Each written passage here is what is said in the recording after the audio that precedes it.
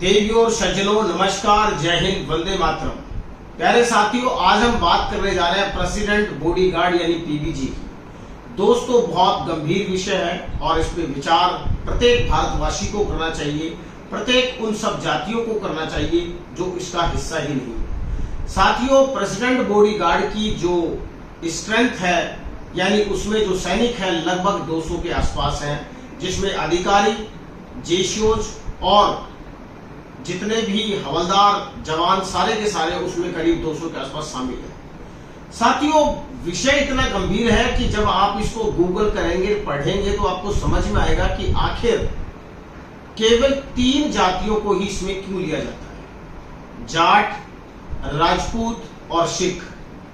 क्या ये मुझे बताइए कि प्रेसिडेंट बॉडीगार्ड में ये कहां का नियम है, केवल 3 जातियों को ही इसमें नौकरी दी जाएगी या सेवा करने का मौका दिया जाएगा और बाकी जातियों को मौका नहीं दिया जाएगा?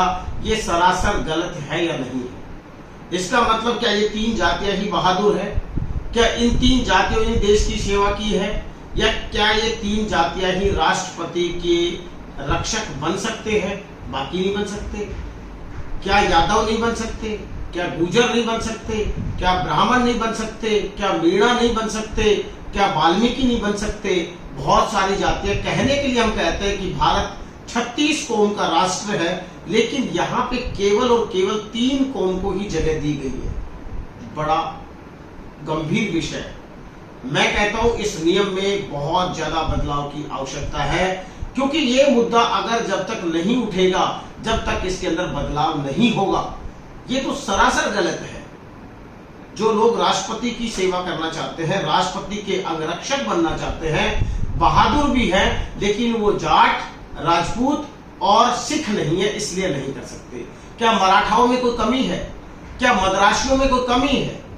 अब बड़ा गंभीर विषय। सोचिए कि हमारे बंगालियों ने देश के लिए कोई काम नहीं किया। तो इसमें विचार कीजिए। इस वीडियो को इतने ज्यादा शेयर करो कि ये मुद्दा कम से कम हमारी लोकसभा में तक पहुंचे, प्रत्येक सांसद इस मुद्दे को उठाए और इस एक्ट के अंदर बदलाव हो, क्योंकि ये एक्ट जो है वो अंग्रेजों के द्वारा बनाया गया था और तभी से चला आ रहा है। गलत है, बिल्कुल सरासर गलत है। ये तो सरेआम भेदभाव है।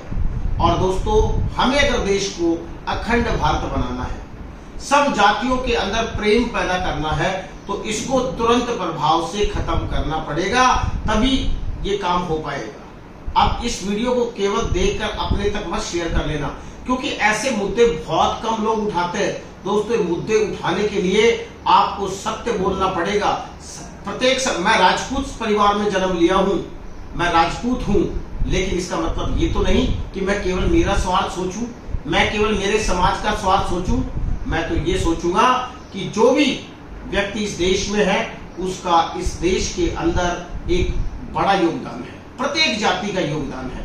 तो आइए इस मुद्दे को आगे बढ़ाएं, ज्यादा से ज्यादा शेयर करें, ताकि प्रत्येक सांसद को ये बात पता चले और इस एक्ट के अंदर बदलाव हो और सभी जातियों को प्रेसिडेंट बॉडीगार्ड में सेवा करने का मौका मिले। जय हिंद, जय भारत।